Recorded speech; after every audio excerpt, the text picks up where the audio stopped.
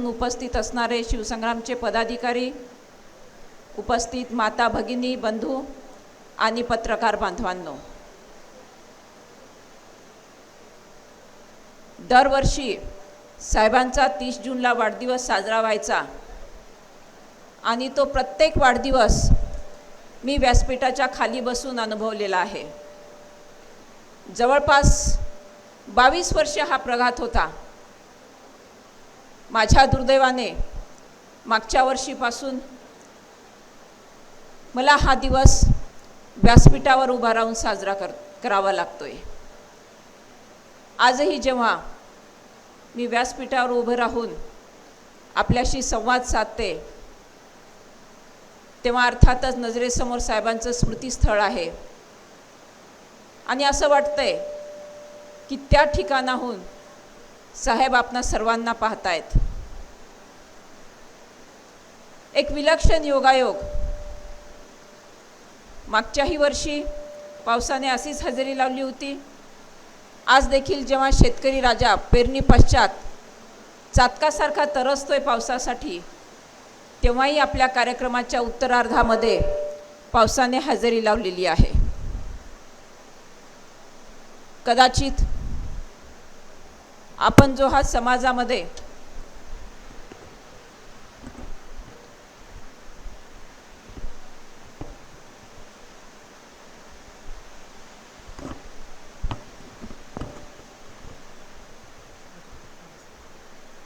चांगुलपणा पेरलेला आहे त्याचं हे फलित असावं. या व्यासपीठावर उभं राहिल्यानंतर मन अर्थातच भूतकाळात जातं आणि मग अनेक घटनांचा मागोवा घेतल्याशिवाय राहवतही नाही. मी व्यासपीठावर उभं राहून आपल्याशी संवाद साधते तेव्हा अर्थातच नजरेसमोर साहेबांचं स्मृतिस्थळ आहे आणि असं वाटतंय की त्या ठिकाणाहून साहेब आपणा सर्वांना पाहतायत. एक विलक्षण योगायोग. मागच्याही वर्षी पावसाने अशीच हजेरी लावली होती. आज देखील जेव्हा शेतकरी राजा पेरणी पश्चात चातकासारखा तरसतोय पावसासाठी, तेव्हाही आपल्या कार्यक्रमाच्या उत्तरार्धामध्ये पावसाने हजेरी लावलेली आहे. कदाचित आपण जो हा समाजामध्ये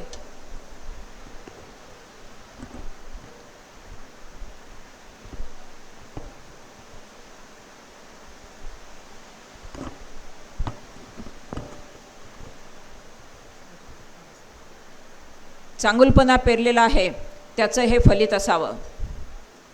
या व्यासपीठावर उभं राहिल्यानंतर मन अर्थातच भूतकाळात जातं आणि मग अनेक घटनांचा मागोवा घेतल्याशिवाय राहवतही नाही. ज्या शिवसंग्रामची ओळख साहेबांनी महाराष्ट्र राज्याला करून दिली,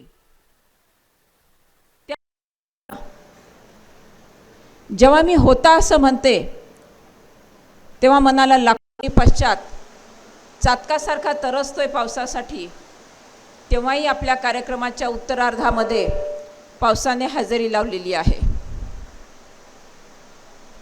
कदाचित आपण जो हा समाजामध्ये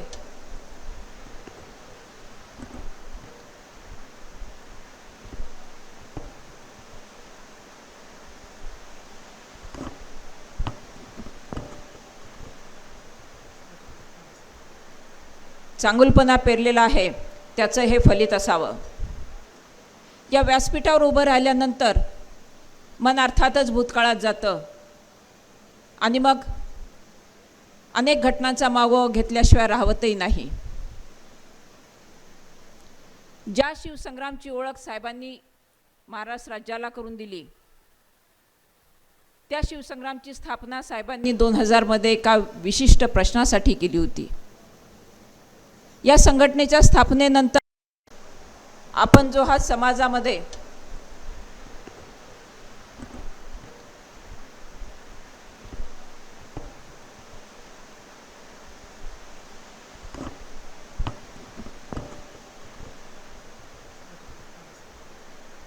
चांगुलपणा पेरलेला आहे त्याचं हे फलित असावं.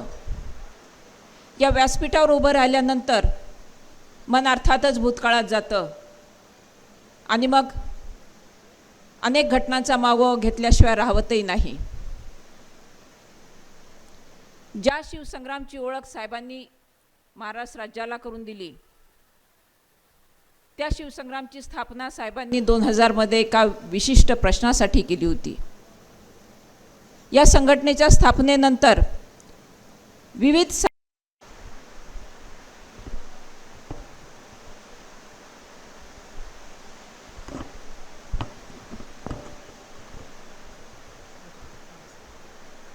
चांगुलपणा पेरलेला आहे, त्याचं हे फलित असावं.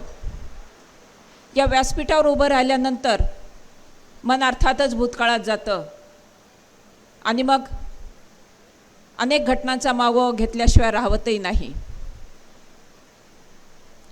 ज्या शिवसंग्रामची ओळख साहेबांनी महाराष्ट्र राज्याला करून दिली, त्या शिवसंग्रामची स्थापना साहेबांनी 2000 मध्ये एका विशिष्ट प्रश्नासाठी केली होती. या संघटनेच्या स्थापनेनंतर विविध सामाजिक मुद्द्यांचा वेळप्रसंगी राजकीय जेव्हा मी होता असं म्हणते तेव्हा मनाला लागतो. या संघटनेच्या स्थापनेनंतर विविध सामाजिक मुद्द्यांचा वेळप्रसंगी राजकीय मुद्द्यांचा परामर्श घेत त्यांनी आपली वाटचाल चालू ठेवली. एका सामान्य शेतमजुराचं पोर ते विधान परिषद सदस्य, हा त्यांचा प्रवास निश्चितच थक्क करून सोडणारा होता. जेव्हा मी होता असं म्हणते तेव्हा मनाला लागतो. सामान्य शेतमजुराचं पोर ते विधान परिषद सदस्य, हा त्यांचा प्रवास निश्चितच थक्क करून सोडणारा होता. जेव्हा मी होता असं म्हणते तेव्हा मनाला लाखो इंगळ्या डसल्यागत वेदना होतात. इथे उपस्थित प्रत्येक माझी भगिनी माझ्याशी सहमत होईल की कुठल्याही पत्नीसाठी हा निश्चितच आनंदाचा क्षण. कैलासवासी अण्णासाहेब पाटील यांच्या विचारांनी प्रेरित होऊन साहेबांनी मराठा समाजाच्या प्रश्नावर काम करण्यास सुरुवात केली. महाराष्ट्रातील अनेक जिल्ह्यांमध्ये इथे बसलेले अनेक जण याचे साक्षीदार आहेत. मला वाटतं रमेश भाऊ, आपण या लढ्यामध्ये कायम साहेबांसोबत होता. वंचित उपेक्षित घटक आपल्या कार्याचा त्यांनी केंद्रबिंदू मानला होता. साहेबांनी जाणीवपूर्वक ज्या भूमिका घेतल्या त्या भूमिकेमध्ये कधीही स्वहितासाठी तडजोड केली नाही. गेली अनेक वर्ष सातत्याने काम करत असताना, वेगवेगळ्या भूमिका मांडत असताना, प्रसंगी शासनाला धारेवर धरत असताना आपण नेहमी अनुभवलेलं आहे की समाज हितच हे त्यांच्या नजरेसमोर होतं.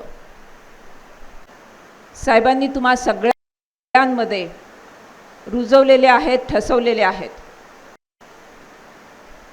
आणि याचाच परिपाक म्हणून साहेबांची यावर्षीची जयंती कृतज्ञता सप्ताह आयोजित करून साजरी करावी असा मानस काही सामाजिक संघटनांच्या धुरीणांनी मांडला. साहेबांची दरवर्षीची वाढदिवसाची जी संकल्पना असायची ती विविध समाजोपयोगी कार्यक्रमांनी साजरी व्हायची. एकही साहेबांचा वाढदिवस असा झाला नाही महाराष्ट्रातल्या कोणत्याही जिल्ह्यामध्ये की ज्यामध्ये समाजाच्या हिताचे उपक्रम घेतले गेले नाहीत.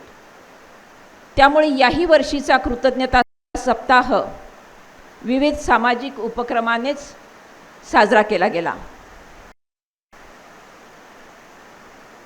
थोडंसं मागे जाऊन मी आपल्याला हे सांगेल की या कृतज्ञता सप्ताहामध्ये आत्महत्या केलेल्या एका बांधवाच्या मुलाचं शैक्षणिक पुनर्वसन आम्ही करू शकलो. ती प्रेरणा आम्हाला मेटे साहेबांनीच दिलेली आहे. काही वर्षापूर्वी पुण्यासारख्या ठिकाणी स्पर्धा परीक्षांची तयारी करणाऱ्या मुलांनी जेव्हा साहेबांपुढे हा प्रश्न मांडला की साहेब, दर रविवारी आमच्या खानावळीला सुट्टी असते आणि बाहेर जेवणं आम्हाला परवडत नाही. तेव्हा साहेबांनी शिवसंग्रामच्या वतीने या विद्यार्थ्यांसाठी निशुल्क जेवणाची सुरुवातीला सोय केली. कालांतराने त्यातील काही बाबी निदर्शनास आल्यानंतर नाममात्र दराने म्हणजे फक्त 10 रुपये घेऊन या भोजनाची व्यवस्था केली. त्याचबरोबर स्पर्धा परीक्षेची तयारी कशी करावी याकरिता काही निष्णात व्यक्तींचं निशुल्क मार्गदर्शनही तिथं केलं जायचं. मी स्वतः एक अधिकारी म्हणून देखील त्या मार्गदर्शन सत्राला उपस्थित राहिलेली आहे. साहेबांचे हेच विचार आम्हाला आस्थागायत काम करण्यासाठी, कार्यरत राहण्यासाठी प्रवृत्त करतात. आणि मी खरं तर शिवसंग्रामच्या प्रत्येक मावळ्यांचं या कृतज्ञता सप्ताहाच्या निमित्ताने आभारही मानू इच्छिते की साहेबांच्या पश्चात साहेबांनी पेरलेला, रुजवलेला विचार घेऊन एक दुर्दम्य आशावाद आपण मनात घेऊन आजपर्यंत काम करत आहात. आपल्याला सगळ्यांना पुढे जायचं आहे. एक चांगला विचार समाजामध्ये रुजवायचा आहे आणि हे विचार रुजवण्याची एक प्रतिकात्मक संकल्पना म्हणून आपण याही वर्षी या कृतज्ञता सप्ताहामध्ये वृक्ष लागवडीची मोहीम हाती घेतली होती. आपल्या परीने आपण एका सामाजिक मुद्द्यावरती काम करण्याचं साहेबांच्या पश्चातही काम केलेलं आहे. आपल्या सगळ्यांना आठवत असेल, शेगावच्या अधिवेशनामध्ये साहेबांनी सर्वप्रथम शेतकरी आणि शेतमजुरांना पेन्शनची योजना असावी असा मुद्दा मांडलेला होता. एक दूरदृष्टी असणारा हा नेता आहे. साहेबांनी काही वर्षापूर्वी मांडलेला शेतकरी शेतमजुरांच्या पेन्शनचा मुद्दा मागील पंचवार्षिक योजनेमध्ये केंद्र शासनाच्या माध्यमातून आणि काही वर्षापूर्वी राज्य शासनाच्या माध्यमातून आपण तो पूर्णत्वास जाताना पाहतोय. त्यामुळे समस्येची अचूक जाण असणारा हा जो नेता होता, त्यांच्या जाण्याने आमच्या कुटुंबाची तर अपरिमित हानी झालेलीच आहे. आमचं दुःख तर शब्दातीत आहे, परंतु समाजातील प्रत्येक घटकाला जेव्हा आपण पोरके झालो आहोत ही भावना मनात येते, तेव्हा साहेबांचं निसंशय मोठेपण मनामध्ये ठसतं. साहेबांच्या पश्चात काही निवडक अपवाद जर सोडले तर शिवसंग्रामचा प्रत्येक मावळा आज अजूनही आपल्या भूमिकेवरती ठाम आहे. आणि या मावळ्यांना मी आता सांगणार आहे की साहेबांनी त्यांच्या संघर्षाचा वसा अलगदपणे आपल्या पदरात टाकलेला आहे. संघर्ष साहेबांनाही चुकला नाही, आपल्याला तर त्यापेक्षा कैक पटीने संघर्ष करावा लागणार आहे. परंतु ना उमेद न होता साहेबांचं प्रत्येक स्वप्न साकार करण्यासाठी आपण कटिबद्ध होऊया. जेव्हा आम्ही महाराणी तारा राणी साहेबांचा वारसा सांगतो तेव्हा आम्हाला निश्चितच हे सांगितलं पाहिजे की कुठल्याही संकटाने ना उमेद न होता, न खचता आपल्याला आपली लढाई पुढे चालू ठेवायची आहे. आणि मला 100% खात्री आहे, हा जो एल्गार आम्ही पुकारणार आहोत त्यामध्ये आपणा सर्वांची मनापासून साथ असणार आहे. गेले 2 वर्षाचा काळ अतिशय कसोटीचा असतानाही आम्हाला कार्यरत राहण्यासाठी आपण प्रेरणा दिलेली आहे आणि या प्रेरणेच्या आधारेच आम्ही पुढे जाण्याचा संकल्प देखील या निमित्ताने करतोय. साहेबांनी तहहयात मराठा आरक्षण आणि छत्रपती शिवाजी महाराजांचं अरबी समुद्रात आंतरराष्ट्रीय दर्जाचं स्मारक व्हावं या 2 गोष्टींचा पाठपुरावा केला. प्रसंगी त्यासाठी स्वतःच्या प्राणाचं मोलही मोजलं. साहेबांच्या मागणीला काही अंशाने मनोज भाऊंच्या आंदोलनातनं एक चांगलं रूप येताना, चांगलं फळ येताना आपण पाहिलेलं आहे. परंतु छत्रपती शिवाजी महाराजांचं आंतरराष्ट्रीय दर्जाचं स्मारक मात्र अजूनही पुढे जाऊ शकलेलं नाही. ज्या स्मारकाचं जलपूजन देशाच्या माननीय पंतप्रधानांनी केलेलं आहे त्या स्मारकाची आज एकही वीट रचली गेलेली नाही. ही साहेबांच्या स्वप्नाची मी म्हणेन शोकांतिका आहे. आणि हे साहेबांचं स्वप्न पूर्ण करण्यासाठी आपल्याला परत एकदा कटिबद्ध व्हावं लागेल. महाराष्ट्रभर जेव्हा साहेब काम करत होते तेव्हा स्वाभाविकच बीडचे भूमिपुत्र असल्यामुळे बीडवरती देखील त्यांनी विशेष परिश्रम घेतलेले आहेत. बीड परिसरातील विकास कामे आपण जर अनुभवली तर या नेत्याची कल्पकता आणि दूरदृष्टी ही देखील आपल्याला प्रकर्षाने लक्षात येते.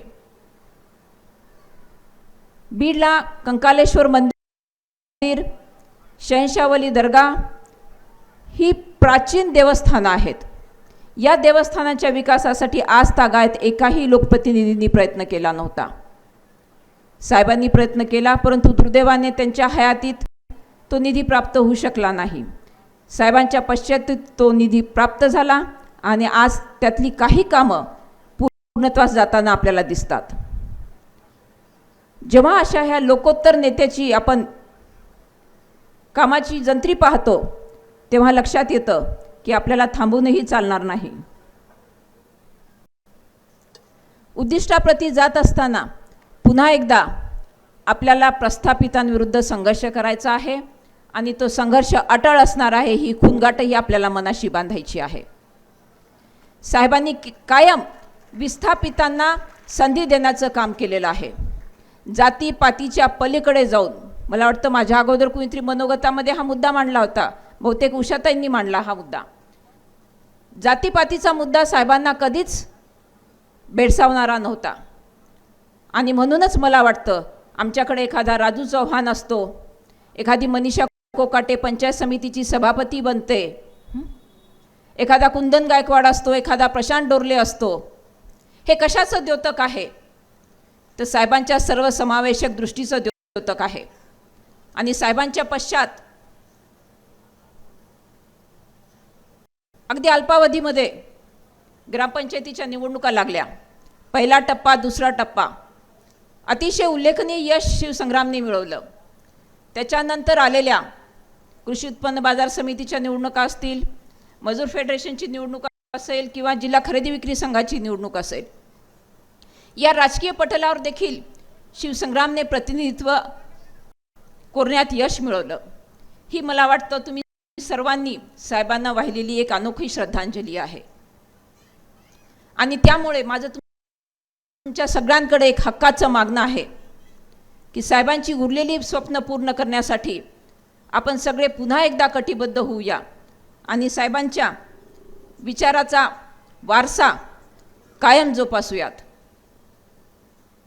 खरं तर वाढदिवस म्हटलं की म्हणजे मला अजूनही साहेबांचा तो 2022चा वाढदिवस आठवतो. अनेक मान्यवरांची त्याच्यामध्ये भाषणं झाली होती आणि त्यामध्ये मुद्दा आला होता वाढदिवसाला देण्याच्या गिफ्टचा आणि रिटर्न गिफ्टचा. साहेब, आजही आपला वाढदिवस आहे आणि आपण आस लावून बसला आहात गिफ्टकडे. आम्ही निश्चितच आपल्याला गिफ्ट देणार आहोत आणि रिटर्न गिफ्टही देणार आहोत. फक्त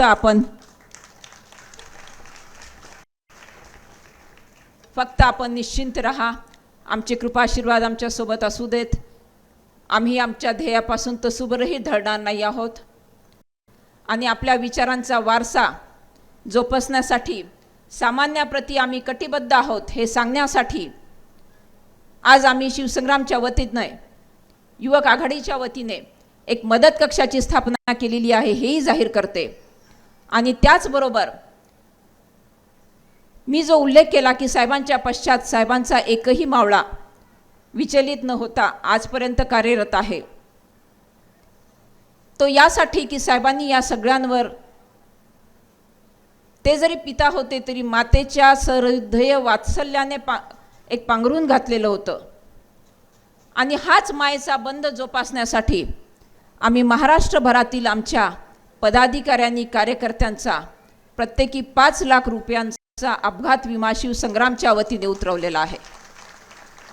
आणि आज हे मातृत्व कवच बहाल करताना साहेब, मला आपला खूप अभिमान वाटतोय आणि आपण जी ताकद आम्हाला दिली आहे त्याचं ऋण देखील न विसरता येण्यासारखं आहे. आपणा सगळ्यांच्या ऋणामध्ये राहणं आम्ही पसंत करू आणि आमच्या मार्गावरून अविरत चालण्याचं आपल्याला एक अभिवचनही या प्रसंगी देतो.